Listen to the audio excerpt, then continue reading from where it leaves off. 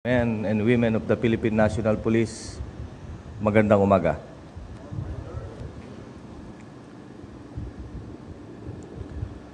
Let me start with something that brings good news and gratitude. As you all know, we have already received our performance-based bonus for calendar year 2023, and that was credited last October 23. Ito po ay bunga ng ating pagsisikap, disiplina, at tapat na paglilingkod sa bayan. As we thank President Ferdinand Romualdez Marcos Jr. for his recognition of our collective hard work and dedication, sana ay gamitin natin itong tama for our families, for our well-being. And as a reminder that the best way to show gratitude is to continue improving our service to the public. The processing for the 2025 attrition quota is now ongoing. We assure the public that this will be done under our nameless, faceless recruitment system, meaning walang padrino, no backer, and no special treatment.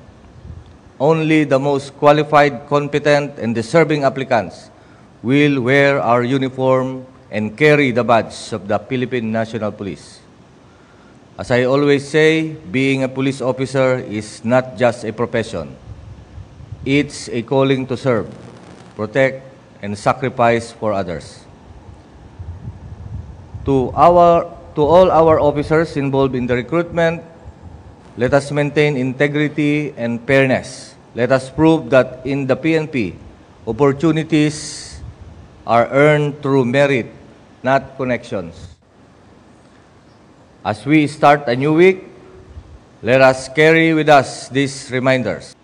Gratitude for the blessings we have received, fairness and integrity in all that we do, and commitment to public service.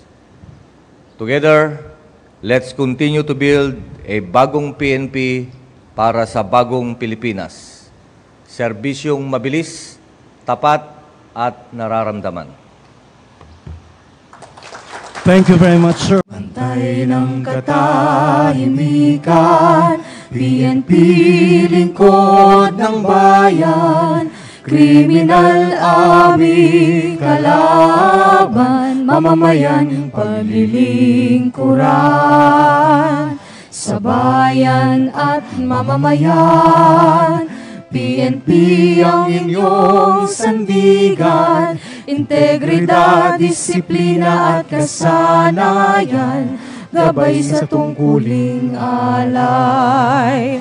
Maka-Diyos at makabayan, makatao at makakalikasan, sa tungkulin aming karangalan, ihandog ang isang buhay.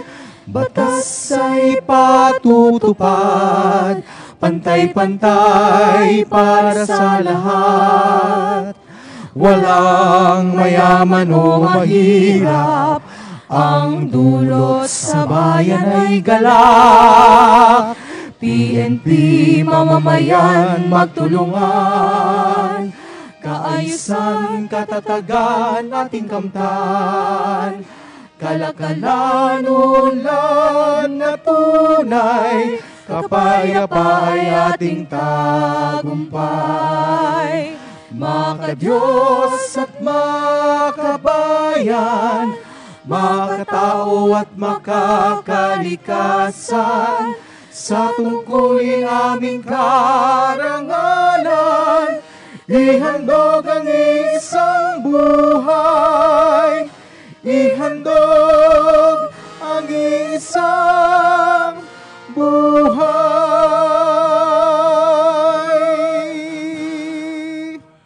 Once again, we would like to thank Police Lieutenant General Jose Melencio Nartates Jr., Acting Chief PNP.